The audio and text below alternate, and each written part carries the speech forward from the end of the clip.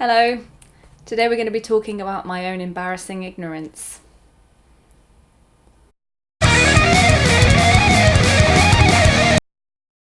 Hello and welcome to Kiss My A's. My name is Emma Cownley. I'm a freelance writer, and this week I'm going to be walking you through 7 things I wish I'd known before I went freelance. These things are pretty personal to me specifically, things I just naturally assumed about freelance life. It could be completely different for you. I don't know, take this with a grain of salt. This is just what I personally wish I'd known based on my own ignorant assumptions. I didn't know these things because I didn't ask about them and they didn't come up in my research. And really, some of them are just based on personal experience. So even if I'd seen it pop up, I probably wouldn't even have understood what the fuck I was looking at. So I'm just going to launch straight into this shit and start making my way through this list because 7's quite a lot for me, you know? First thing, you need to know shit about accounting even if you have an accountant. I'll be straight up with you here. I've always been really shit at maths. In fact, I think I failed my maths GCSE twice. Just can't get it. I just can't get it. Which is why I married someone who's really good at numbers and finance, so that I don't have to do that. And I thought in the world of business, you don't have to do that shit either. You just pay an accountant, the accountant sorts all that shit out for you, and you can just go on doing what you do, which obviously for me is words, not numbers. Unfortunately, you do have to know shit about accounting and bookkeeping, even with an accountant.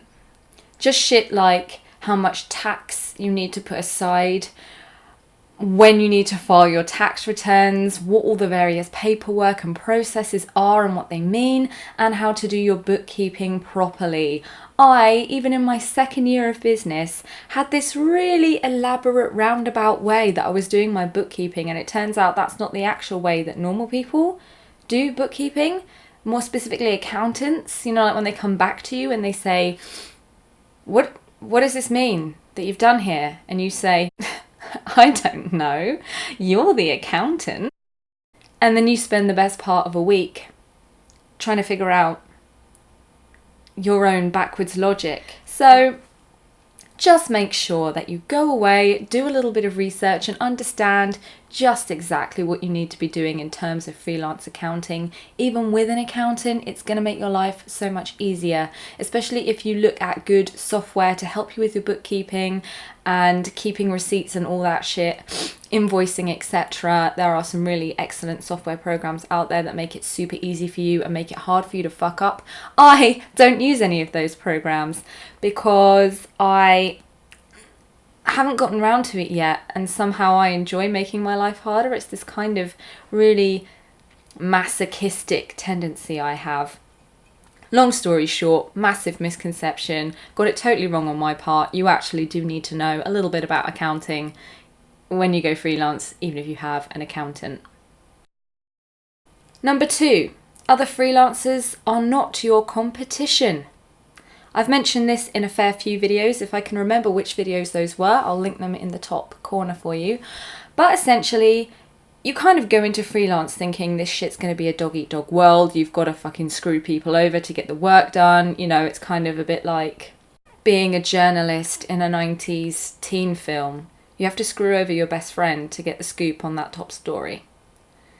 It's not really like that in the world of freelance. If anything, I get a third of the work I do through other freelancers in the form of referrals, collaborations, etc. They are invaluable for finding new work, and also they're invaluable for keeping my morale high as a human. To have colleagues, even if they're colleagues that work in Scotland or Liverpool or, you know, wherever the fuck. I think I know someone in Devon. Graham, do you live in Devon? Somewhere down there, you know, all over the UK, even in Canada. So other freelancers have been my absolute rock through this process. And for the first year of freelancing, I didn't know that. I thought that everyone was out there, but they were all in a gang and it wasn't for me, and they were the competition and they all knew something I didn't know, and I felt kind of a bit intimidated and shy when really I should have just shut the fuck up, gotten involved. These guys are just... I cannot even tell you how much I love these guys. If you're interested in getting involved with the freelance community, either in the UK or wherever you are, you can use the hashtag Copywriters Unite and find other people within your circle and zone and just start mingling. Seriously, these guys help keep me sane. Troubleshoot with them, network with them, work with them. They're not your competition. They are your ultimate ally. Just love you guys. Thanks for watching. Number 3, you can't work at home every day. I had this very romantic vision when I went freelance that I would have this gorgeous home office space and I'd make it my own and there'd be no other colleagues to ruin it. And it would be it was basically, for me, it was another opportunity to enjoy interior design, which I really fucking enjoy. I love textures and furniture and fabrics and colour and shade. I just love all that good shit. I was like, this is going to be amazing. I'm going to make my own little zone. I'm going to love it. It's going to be my hub. I'm going to be happy to go there every day. It's going to be a joy. And it was a joy for about 3 months before I started to become some kind of introverted, cave-dwelling, isolated type of troll. You can't work at home every day. That's the truth of it. Opportunities to go and work in an office with a client, or go to a co-working space, or go to a library, or go to a coffee shop. You need that shit in your week. Even if you do it just a couple of days, just a couple of afternoons, whatever, you cannot work at home alone all the time. You just can't. You'll go insane. So it's a romantic vision, and one which I was very much married to at the start. Now I know you can't do that. Sometimes you need to spend money to make money. I hate spending money. I hate it. I hate spending money on anything. But in the world of business, I've realised that sometimes to do a really good job, or to make your working process more efficient, or to save yourself time, sometimes you need to spend a little bit of money. I'm talking about using tools and software for keyword research, perhaps, tools for workflow optimization, things. I have a premium Canva membership because I'm no designer and I need graphics for thumbnails, for blog posts, for all sorts. And I need to pay for that. Really, just all sorts of little tiny things that I really did not want to be spending money on in the beginning. I was like, no, all my money must stay in my business. I need this to live. And now I'm like, bitch, you got to let go of some of that. Sometimes you need some training, you need some resources.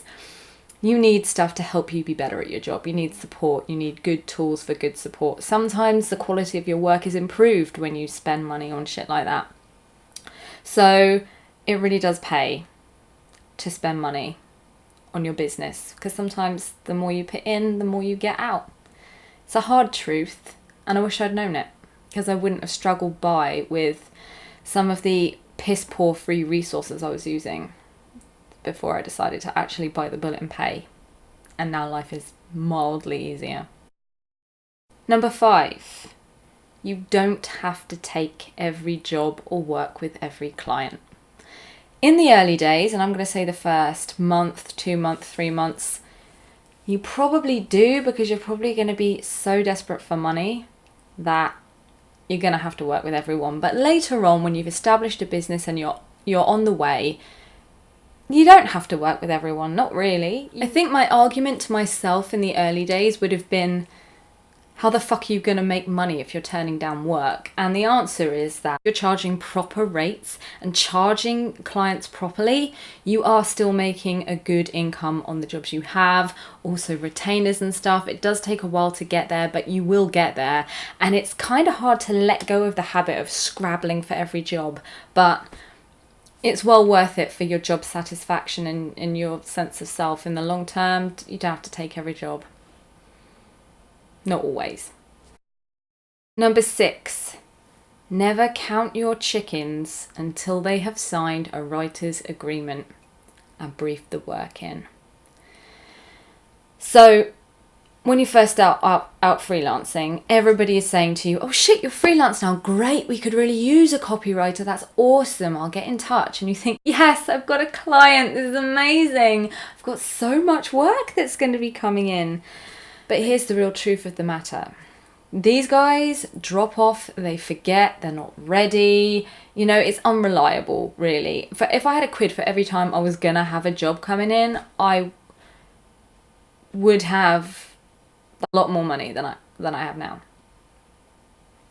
I've learned never, ever, ever, even if it's with a long-term, long-standing client, if they say, oh shit, we've got something coming up, are you, free, rah, rah, rah, I never count that as a win until I've done the work and invoiced, or I have them sign an agreement, or they've briefed the work in and I'm working on it. I never count it as a win until that's happened, because there's a lot of false starts and false leads and drop-offs and whatever, and in the early days it's kind of heartbreaking because you really think that you've got that work and you probably don't have it. Don't forget to chase up on things like this though. If you feel that the client really was going to book, don't be shy at reaching out and touching base and just trying to warm that back up again. It's always worth it just in case. But otherwise, drop off, you get me? Finally, it's not about experience, it's about the size of your balls. In the early days, I stopped myself from pitching for a lot of the work I wanted to be doing because I was like, you've only just gone freelance, you're not experienced enough, you don't know how to handle yourself, you're not gonna, there's loads of other writers going up for this and they are probably way better than you. That's a load of bullshit. In freelancing, I've quickly come to learn that it is not about the level of experience you have necessarily, but about how creative and clever you are and the size of your balls. Basically, if you go in there and you're like, yeah, I can fucking do this. This is my idea and we can do that and we can do this and it's kind of similar to that and rah, rah, rah, rah, you stand just as much chance of getting the work as anybody else.